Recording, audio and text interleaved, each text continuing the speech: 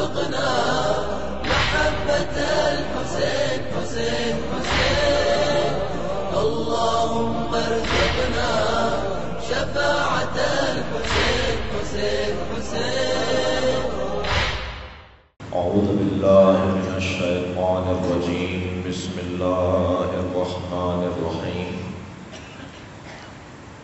الحمد لله الذي لا يبلغ مدحته القائلون ولا يحصي نعماءه العادون ولا يؤدي حقه المجتهدون، الذي ليس لصفته حد محدود ولا نعت موجود ولا وقت معدود ولا أجل ممدود، فطر الخلائق بقدرته ونشر الرياح برحمته.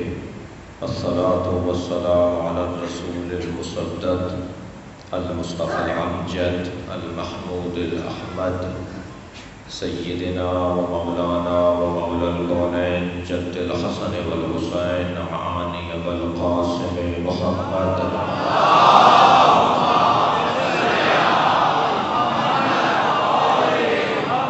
وآله الطيبين الطاهرين المعصومين الذين قال الله إنما يريد الله ليذهب عنكم الرجس أهل البيت ويطهركم تطهيرا.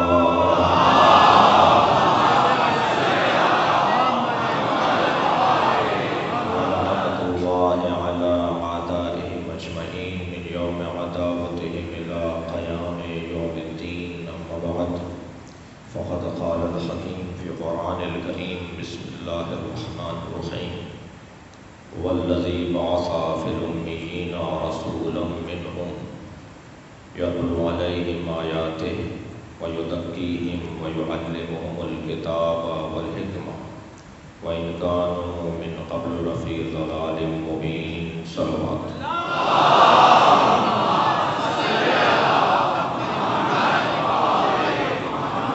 سورہ مبارکہ جمعہ کی دوسری آیت جسے اپنے محترم سننے والوں کے سامنے تلاوت کیا. جب کسی کو کوئی کام دیا جاتا ہے تو دیکھا جائے گا کہ کام دینے والا کون ہے، اور دیکھا جائے گا کہ جسے کام دیا جا رہا ہے وہ کون ہے.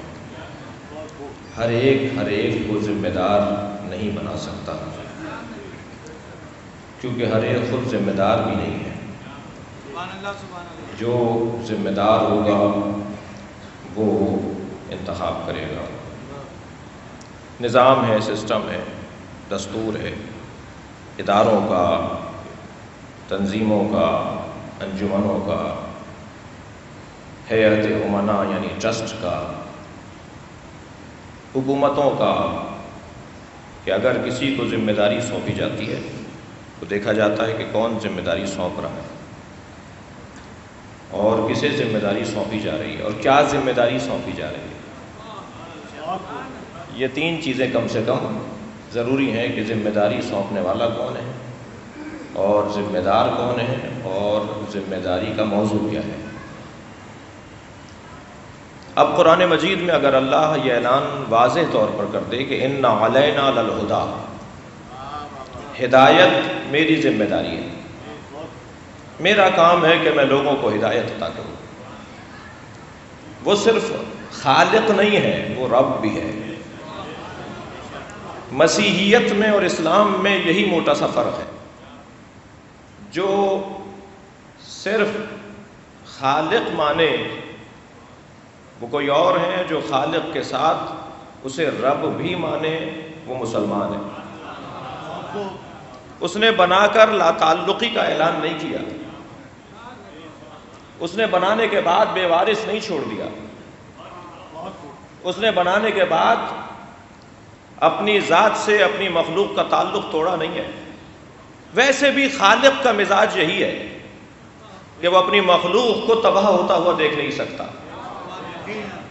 یہ مائک جس ادارے نے بنایا ہے، اگر اس کمپنی کا مالک یا اس کمپنی کا ذمہ دار اسے کسی ایسے ہاتھوں میں دیکھ لے جو نااہل ہاتھ ہوں تو سب سے زیادہ دکھ اسے ہوگا جس نے اسے بنایا ہے۔ اس ممبر کو جس نے سجایا ہے، جس نے بنایا ہے، اگر اس ممبر کا استعمال اچھا نہ ہو تو پھر ممبر سجانے اور بنانے والے کو دکھ ہونا چاہیے نا۔ اب میں یہیں ایک جملہ کہہ دیتا ہوں، یہ ممبر لکڑی کا تو کسی کھاتی نے بنایا ہوگا، مگر اس کا عنوان پیغمبر کے ساتھ ہے تو جو ہے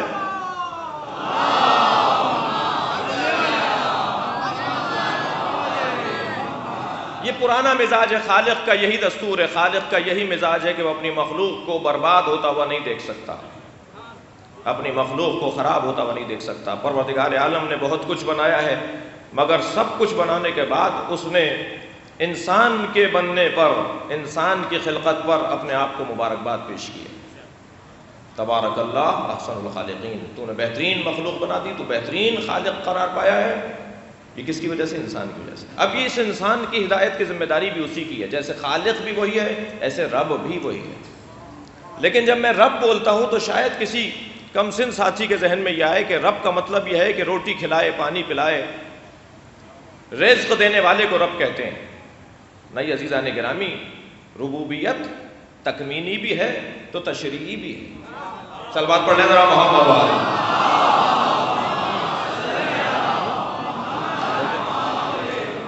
ربوبیت صرف تکوینی نہیں ہے، میرے بدن کا جو مطالبہ ہے اگر وہ کوئی مجھے پہنچاتا رہے تو وہ رب کہلائے، جو میری روح کا مطالبہ ہے وہ کون پہنچائے گا؟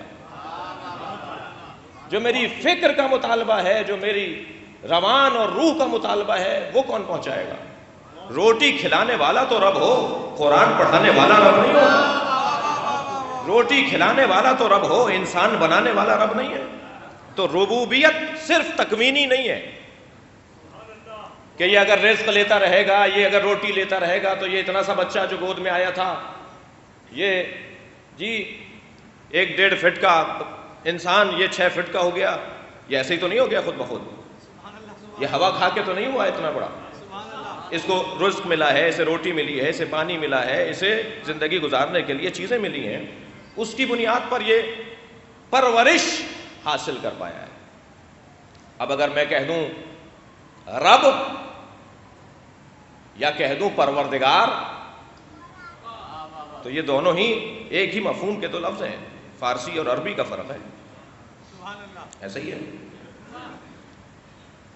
البتہ باب العلم کے مجمع نے یہ طے کیا ہوا ہے کہ خاموش بیٹھا رہے گا۔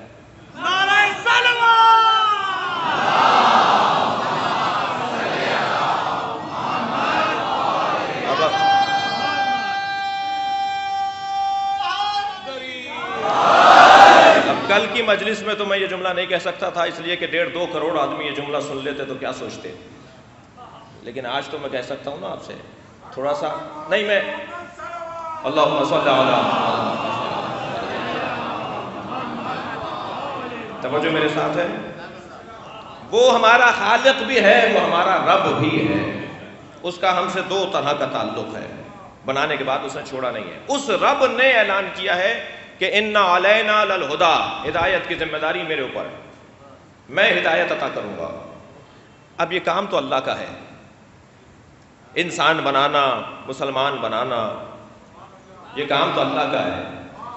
اِنَّ عَلَيْنَا لَلْہُدَىٰ، یہ کام اللہ کا ہے۔ اب اللہ اگر اپنا کام کسی کے حوالے کر رہا ہے تو بس یہی اس کی فضیلت کے لیے بہت ہے کہ کام تو اللہ کا ہے، کرتے یہ ہے،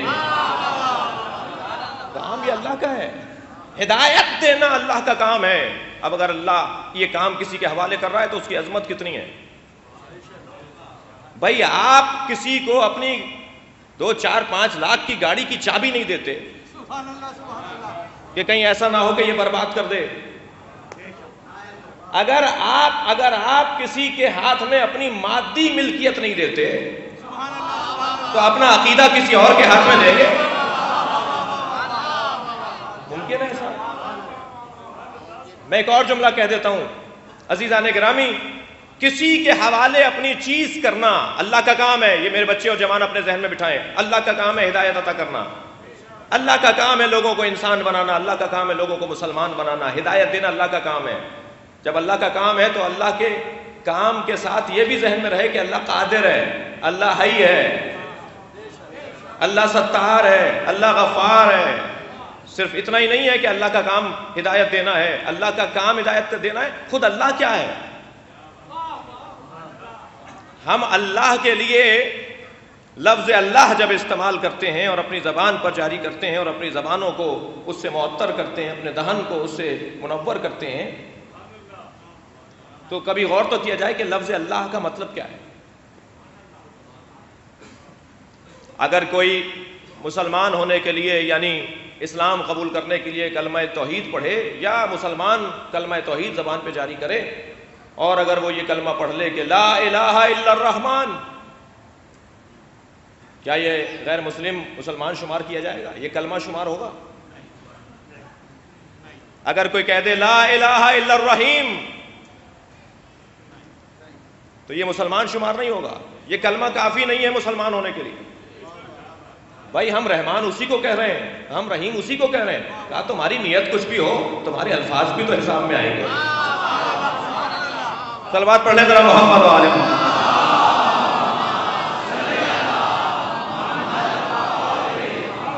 لہذا کلمہ زبان پر اگر جاری کرنا ہے تو کلمہ کہنا ہے لا الہ الا اللہ۔ کہیے، سارے مسلمان بیٹھے ہیں، لا الہ، اس سے اونچی آواز میں کہیے لا الہ الا اللہ۔ یہ الا اللہ کہنے سے کلمہ توحید زبان پہ جاری ہوگا، اللہ کہنے سے۔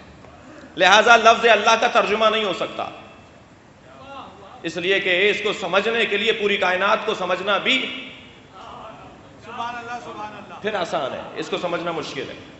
لفظ اللہ مستجمع جمیع صفات، اللہ کا ترجمہ نہیں ہے، خدا اللہ کا ترجمہ نہیں ہے۔ تمام تر اللہ کی صفات ذات اور صفات جمال و جلال جب مل کر ایک طاقت ایجاد کریں تو اسے اللہ کہتے ہیں۔ بھئی یہ موحدوں کا مجمع ہے نا، مسلمانوں کا مجمع ہے۔ اللہ کی صفات وہ جلالیہ ہوں یا جمالیہ ہوں، وہ ذات عین ذات صفات جب اس کی جمع ہو کر ایک طاقت کو ایجاد کریں تو اسے کہتے ہیں اللہ۔ لہذا اس کا ایک حرف بھی علیحدہ کر دیں گے تب بھی اللہ ہی مراد ہوگی، الہ بول دیں گے تب بھی اللہ، للہ کہہ دیں گے تب بھی اللہ، ہو کہہ دیں گے تب بھی اللہ۔ صلوات پڑھیں ذرا محمد۔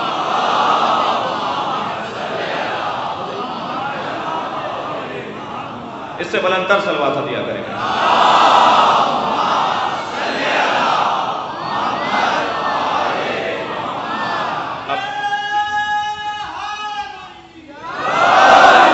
توجہ ہے نا حضرات؟ اللہ کا کام ہے ہدایت دینا۔ اب اللہ ہدایت اپنا کام اگر کسی کے حوالے کر رہا ہے تو اس کی عظمت کے لیے یہ بہت ہے، یہ اس کی عظمت کے لیے بہت ہے۔ مگر یہ کیسے طے کیا جائے کہ اللہ کس کو اپنا کام دیتا ہے؟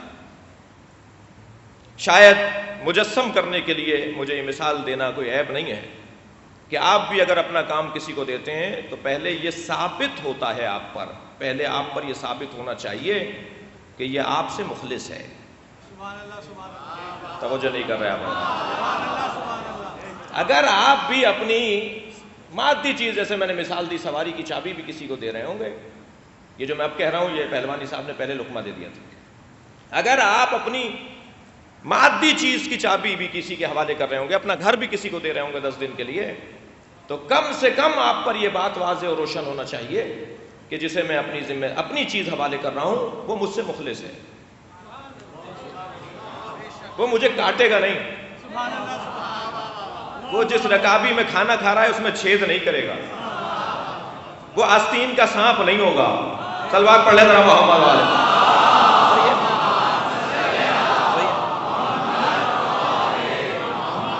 سب سے پہلی اور سب سے لازم شے یہ ہے کہ یہ جاننا ضروری ہوگا کہ یہ ہم سے مخلص بھی ہے یا نہیں، پھر ہم اس کو اپنا کام دیں گے۔ اب چلے جائیے ذرا مولا علی کے دسترخوان پر۔ میرے مولا فرما رہے ہیں کہ اگر یہ جاننا چاہتے ہو کہ سب سے بڑا مسلمان کون ہے، اگر یہ جاننا چاہتے ہو سب سے بڑا مسلمان کون ہے، تو دیکھو اللہ سے کون کتنا مخلص ہے۔ صلوات پڑھیں محمد والے۔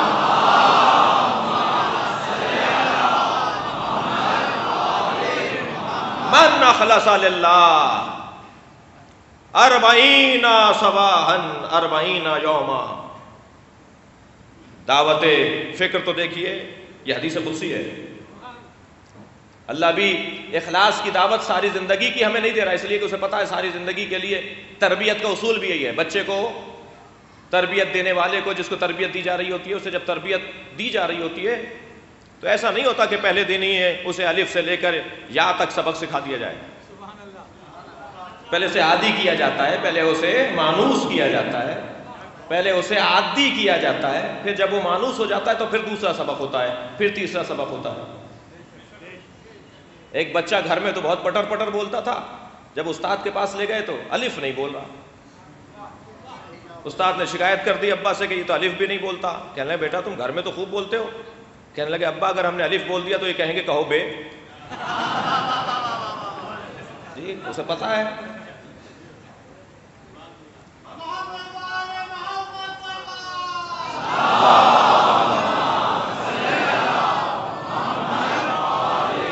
تو نظام تربیت ایسا ہی ہے کہ ابتدا بہت ہی سطحی بات، پھر اس کے بعد پھر مراحل آگے بڑھتے چلے جاتے ہیں. لہذا حدیث قدسی میں اللہ ارشاد فرماتا ہے جس نے اللہ کی خاطر اپنے آپ کو 40 دن تک خالص کر لیا، اس کا مجلس میں بیٹھنا اللہ کی خاطر، اس کا مجلس پڑھنا اللہ کی خاطر، اس کا مجلس کرنا اللہ کی خاطر، اس کا بولنا اللہ کی خاطر، اس کا سوچنا اللہ کی خاطر، اس کا کھانا پینا اللہ کی خاطر، اس کا جاگنا اٹھنا بیٹھنا اللہ کی خاطر. وہ ہر قدم اٹھانے سے پہلے اپنے آپ سے کہتا ہے این تذهبون. قرآن کی آیت کہہ رہی ہے فَأَيْنَ تَذْهَبُونَ، کہاں جا رہے ہو. ہم اپنے گھروں میں بڑے خوبصورت مناظر فریم کروا کے لگواتے ہیں. بعض قرآن کی آیات بھی ہیں جنہیں ہمیں فریم کروا کے گھر میں لگانا چاہیے. ان میں سے ایک آیت یہ ہے فَأَيْنَ تَذْهَبُونَ. قرآن پوچھ رہا ہے کہاں جا رہے ہو. ہمیں ایک مرتبہ حرکت کرنے سے پہلے، جنبش کرنے سے پہلے قرآن کے اس سوال کا جواب دینا ہوگا. بس جب ہر مرتبہ ہم اس جواب کو دینے کے لیے تیار ہو جائیں تو بس ایک مرحلہ ایسا آئے گا کہ یہ خلوص کا پیکر بن جائے گا. اب کوئی کام اللہ کی اجازت کے بغیر نہیں ہوگا، اب کوئی کام رب کی مرضی کے بغیر نہیں ہوگا. یا اللہ اس لیے کہ جب پوچھا جا رہا ہے کہاں جا رہے ہو اور جواب میں یہ آیا کہ گناہ کرنے جا رہے ہیں تو قرآن تو گناہ کی اجازت نہیں دے گا. اگر اس نے پوچھ لیا کہاں جا رہے ہو اور جواب آیا نماز پڑھنے جا رہے ہیں تو قرآن اندر سے پکار کر کہے گا دعوت فکر ہے، دعوت عمل ہے، جاؤ تمہارے ساتھ اللہ کی مدد ہے. یہ جو پروردگار عالم نے ہمارے اندر ایک کوتوال رکھا ہے، صلوات پڑھیں ذرا محمد والے.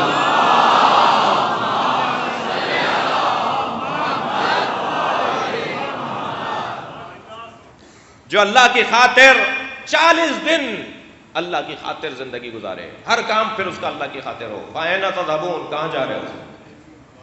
فَأَيْنَ تَذْهَبُونَ، کہاں جا رہے ہو. اللہ کو جواب دینا ہے کہ کہاں جا رہے ہیں.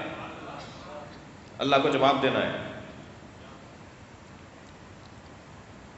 تو حدیث قدسی میں ارشاد ہوتا ہے کہ پھر اس کا ہاتھ اللہ کا ہاتھ ہو جاتا ہے، اس کی زبان اللہ کی زبان ہو جاتی ہے، اس کی آنکھ اللہ کی آنکھ ہو جاتی ہے، اس کا کان اللہ کا کان ہو جاتا ہے. وہ ارادہ کرتا ہے تو ہو جاتا ہے. اب آپ نے دیکھا جو اللہ کی خاطر 40 دن زندگی گزارے پھر ساری زندگی اللہ کی اس کی ہوتی ہے، ساری زندگی اس کی اللہ کی ہو جاتی ہے. من اخلص للہ 40 یوما، جس نے اللہ کی خاطر 40 دن گزارے خلوص کے ساتھ، پروردگار عالم پھر اس کا ہاتھ، اس کا کان، اس کی آنکھ، اس کی زبان اپنی زبان بنا دیتا ہے. اب بھی یہ عالی مدد کے لیے کوئی دلیل چاہیے.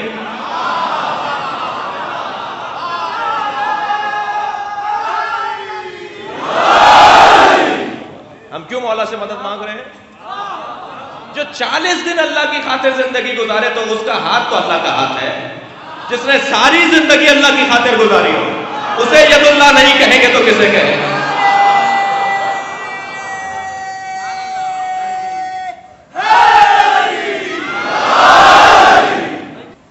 کل مجھے ایک شخص نے بیان کیا کہ ایک صاحب باہر بیٹھے ہوئے تھے جوتیاں ہاتھ میں لے کر اور مجلس میں رو رہے تھے اور اپنے خاص توجہ کے ساتھ تھے. انہیں کسی نے کہا پہچان کر کے آپ وہ شیعہ نہیں تھے، انہیں کہا آپ اندر آ جائیں. کہنے لگے ہماری اوقات نہیں ہے اتنی.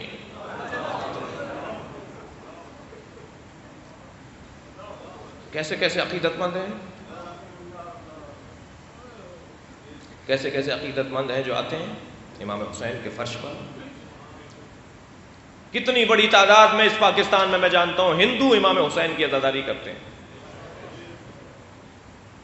200 سال پرانے علم لگے ہوئے ہیں ہندوؤں کے گھروں پر, اسی پاکستان میں, اسی سندھ میں.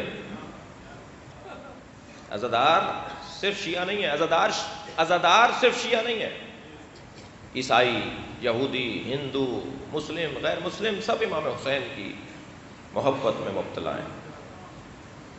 جی ایسا ہی ہے. تو بہت سارے زاویوں سے مجھے اس ذمہ داری بنتی ہے خطیب کی کہ بہت سارے زاویوں پہ توجہ رکھے. اصلی تمام تر کمالات اللہ کے پاس ہیں, اللہ ہی ہے.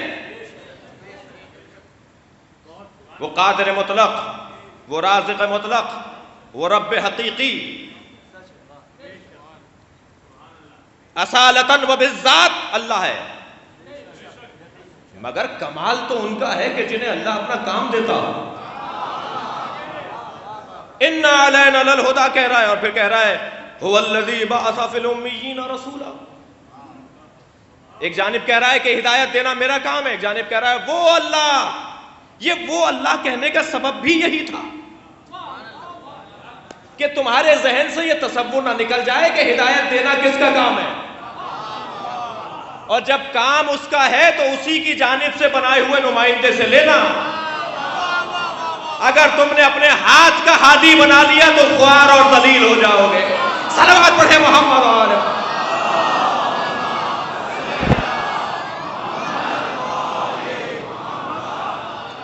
اللہ کا بنایا ہوا, اللہ کا دیا ہوا ہادی تمہیں ماننا پڑے گا.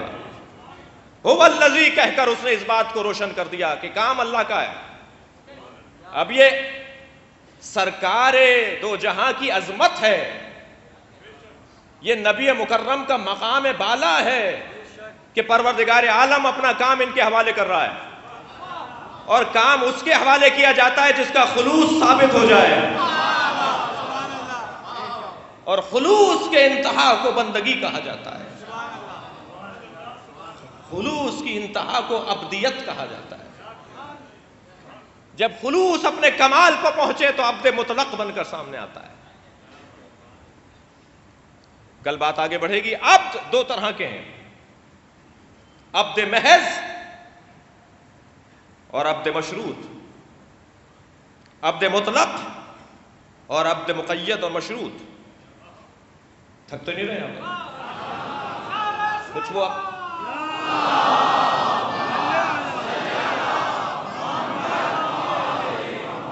عبد مطلق اور عبد مشروط میں فرق ہے.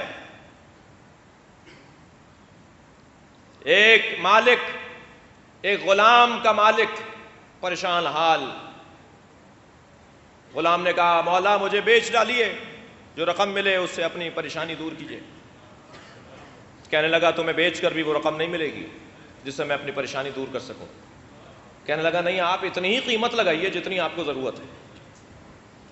کہتا ہے کہ لوگ خریدیں گے نہیں, لوگ کہیں گے بھئی اتنا مہنگا کیوں بیچ رہے ہو.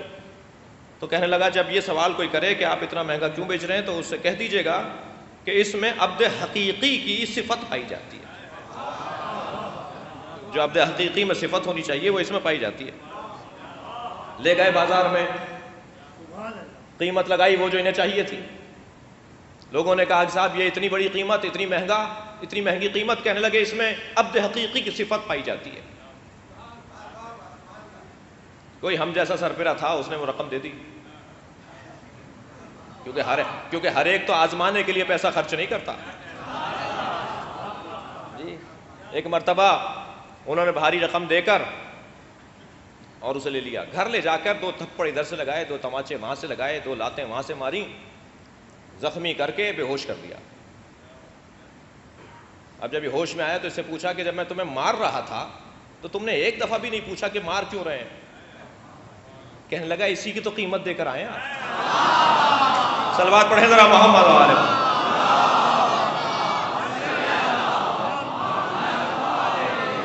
عبد حقیقی اپنے مالک سے یہ نہیں پوچھتا کہ کیوں. پہلے یہ طے کرو کہ ماننے میں غلطی تو نہیں ہوئی ہے. اگر واقعی اللہ مان لیا ہے، واقعی صحیح رب کو مانا ہے، صحیح بڑوں کو انتخاب کیا ہے، تو پھر مولا سے یہ نہیں پوچھنا کہ کیوں. صلوات پڑھے نا محمد علیہ.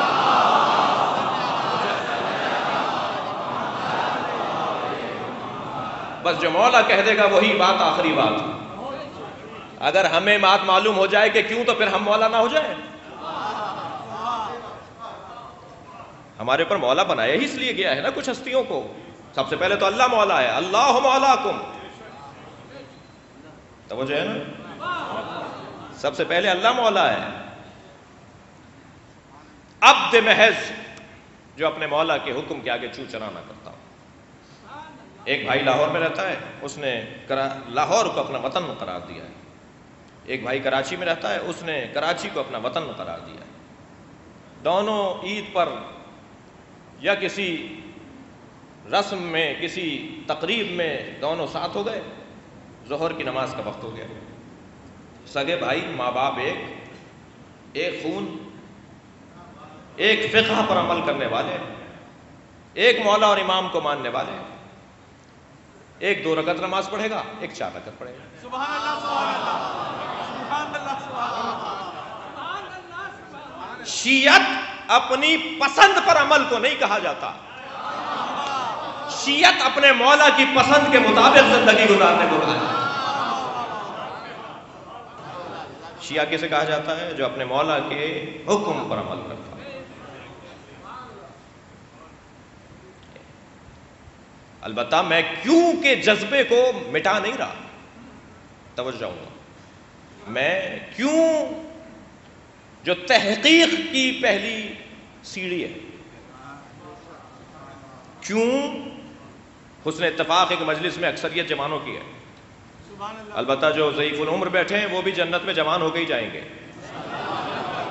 جی، یہ جو کیوں کا جو لفظ ہے، یہ تحقیق کا پہلا زینہ ہے. اس منبر سے تحقیق کا دروازہ بند نہیں کیا جا سکتا. جہاں کمزوریاں پائی جاتی ہیں نا، وہ کہتے ہیں فلاں جگہ مت جانا. سبحان اللہ، سبحان اللہ. توجہ کر رہے ہیں آپ؟ اور جہاں پر اطمینان پایا جاتا ہے وہ کہتے ہیں دروازہ کھولو، آنے دو لوگوں کو. کیوں کا جذبہ ختم نہیں کرنا میں یہ کہہ کر کہ کیوں نہیں کہنا چاہیے. کیوں پہلا زینہ ہے تحقیق کے لیے. نہیں ہو سکتا کہ کیوں تحقیق کے بغیر انسان زندگی گزارے. لیکن عزیزان گرامی، جہاں مجھے قصداً اطاعت کا پابند بنایا گیا ہے، صبح کی 2 رکعت نماز کیوں؟ نماز پر تو دلیل آپ کو چاہیے. ہم نہ مطلقاً مختار ہیں، نہ مطلقاً مجبور ہیں، نہ ہم جبر اور اختیار کی درمیانی کیفیت میں ہیں. کسی نے پوچھا مولا سے، معصوم فرمائیے کہ ہم مجبور ہیں یا مختار ہیں؟ فرمانے لگے کہ نہ مختار تام ہے، نہ مجبور محض ہے. کہا کیسے ہوگا؟ فرمانے لگے ایک تم کھڑے ہو، ذرا اپنا ایک پیر اٹھا دو. اس نے ایک پیر اٹھا دیا اور ایک پیر پہ کھڑا ہو گیا. حضرت نے فرمایا اب دوسرا پیر بھی اٹھا دو. کہنے لگا میں دوسرا پیر اٹھانے کا اختیار نہیں رکھتا. حضرت نے فرمایا اتنے ہی مختار ہو، اتنے ہی مجبور ہو. صلوات پڑھے محمد علیہ.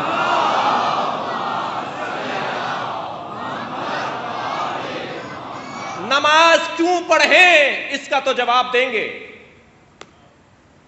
مگر صبح کی 2 رکعت، ظہر کی 4 رکعت، عصر کی 4 رکعت، مغرب کی 3 رکعت، عشاء کی 4 رکعت، یہ جو رکعتوں کی تعداد کیوں بنا دی؟ توجہ ہے بھائی. 1400 سال گزر گئے، اب بھی کنکریاں مار رہے ہیں دیواروں پر جا کر. بدل دو بھائی، زمانہ بدل گیا. توجہ کر رہے ہیں؟ زمانہ تبدیل ہو گیا، اپنے معاملات کو تبدیل کر لو، اپنی شریعت کو بدل لو. معاذ اللہ، وہاں بھی آپ یہی کہتے ہیں نا کہ حکم الہی ہے. بہت ساری چیزیں ہماری لوگوں کو سمجھ میں نہیں آتی. یہ کالے کپڑے کیوں پہنتے ہیں، یہ ننگے پیر کیوں چلتے ہیں، یہ ماتم کیوں کرتے ہیں، یہ روتے کیوں ہیں؟ توجہ ہے؟ مجھے نہیں معلوم جنہیں ہماری عزاداری سمجھ میں نہیں آتی، انہیں صفا و مروہ کے درمیان چکر کاٹنا کیسے سمجھ میں آتا ہے.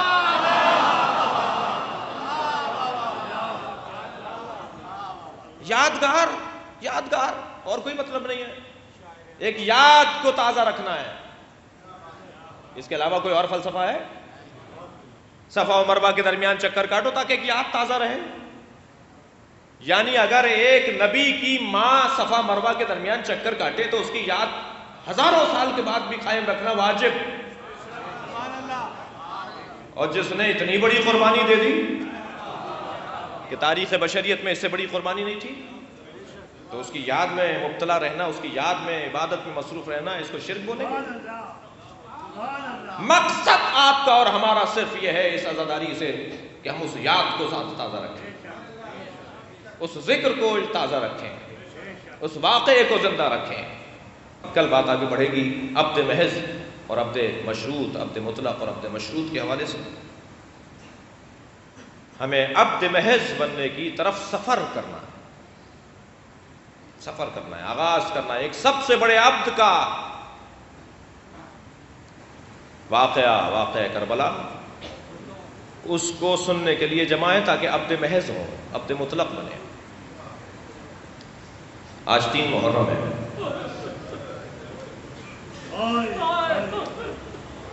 میرے مولا جب مدینے سے روانہ ہو رہے تھے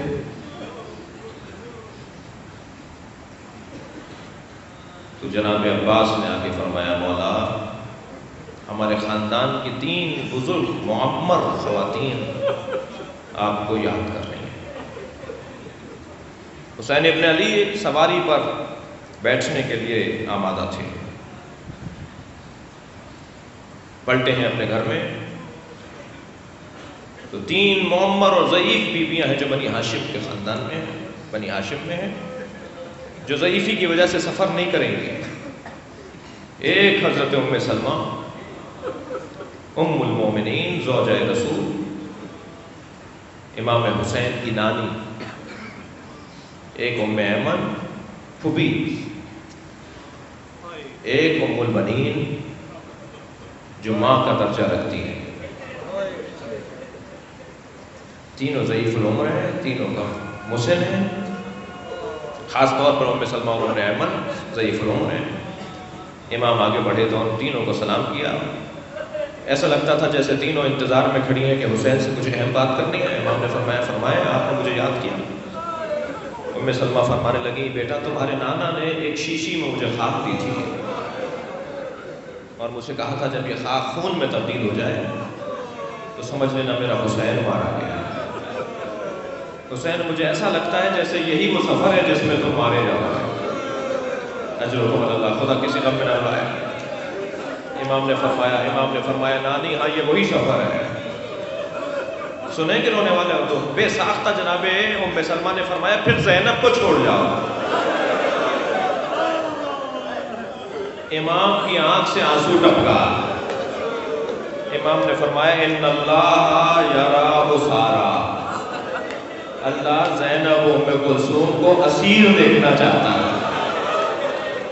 اللہ کا دین محفوظ ہوگا. نانی نے جانے دیجئے میرے ساتھ. حضرت ام ایمن سے کہا اماں آپ نے مجھے بلایا؟ فرمایا ہاں حسین، ہمارے خاندان کا پرانا دستور ہے جب ہمارے ہاں کوئی بڑی مصیبت آنے والی ہوتی ہے تو ہماری حویلی میں بسنے والی جناتنیاں رونا شروع کر دیتی ہیں. میں کل رات سے رونے کی آوازیں سن رہی ہوں.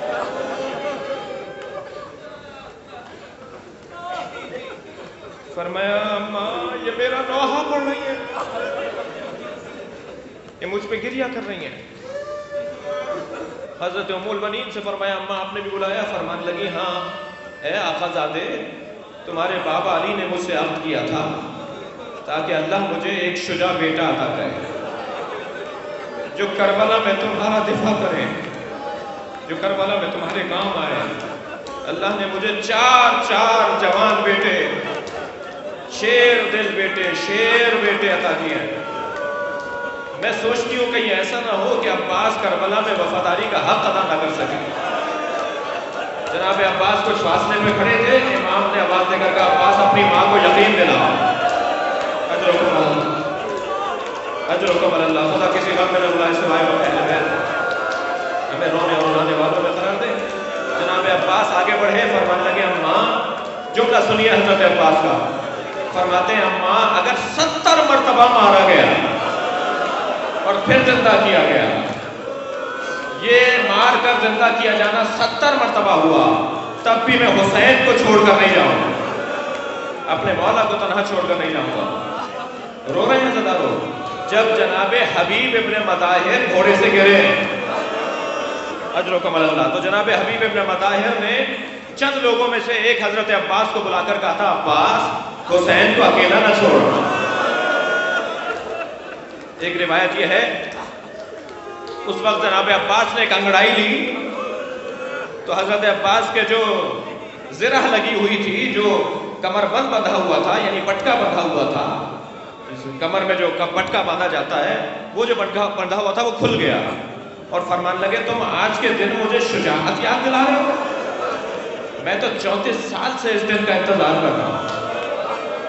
اجرکم اللہ، خدا کے سوا من اللہ، آپ نے کیا کر دیا؟ قافلہ مدینے سے روانہ ہو رہا ہے، ابھی شہر سے کچھ فاصلے پر قافلہ پہنچا تھا کہ جناب عباس نے پھر آ کر کہا مولا ہمارے قافلے کے پیچھے ایک مختصر سا قافلہ چل رہا ہے، ہمارے قافلے کے پیچھے 3-4 سواریوں پر مشتمل قافلہ چل رہا ہے۔ امام نے فرمایا عباس تم نے پوچھا وہ کس کا قافلہ ہے؟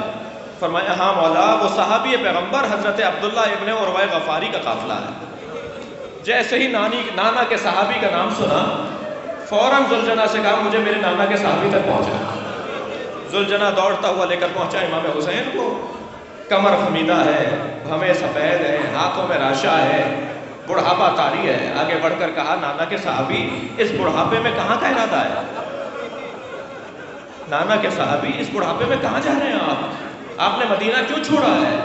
فرمان لگے حسین تم چھوٹے سے تھے، نبی خطبہ دے رہے تھے، تم مسجد میں آئے تھے، تمہارا پیر تمہارے کرتے میں الجھا، تم زمین پر گرے، نبی نے ممبر چھوڑ دیا، تمہیں اپنے ساتھ ممبر پر بٹھا کر ہم سے مخاطب ہوئے۔ اے میرے صحابیوں میرے بچے کو غور سے دیکھو، اگر یہ مدینے کو اس حالت میں چھوڑے کہ اس کے بچے اس کے ساتھ ہوں اور تم میں سے کوئی زندہ رہ جائے تو میرے نواسے کا ساتھ دینا، میرے حسین کو تنہا نہیں چھوڑنا۔ اے حسین میں بوڑھا ضرور ہوں مگر مجھے نبی کی وصیت پر عمل کرنا۔ امام نے فرمایا میرے ساتھ چلیے، علی اکبر آپ کی خدمت کریں، عباس آپ کے کام آئیں۔ ایک مرتبہ فرمانے لگے حسین اپنا قافلہ آگے رکھو، میں پیچھے پیچھے چلوں گا۔ امام نے پھر اصرار کیا، پھر انہوں نے کہا حسین آپ آگے چلیں گے، میں پیچھے چلوں گا۔ جب امام نے اصرار کیا تو کہنے لگے حسین اس قافلے میں زینب کی سواری ہے، میں اس قافلے میں کیسے چلوں جس میں نبی زادیاں؟ میں کہوں گا عروہ غفاری بڑا احترام تھا تمہیں زینب کا، 11 محرم کو ہوتے تو دیکھتے زینب کے سر سے چادر اترتی رہی۔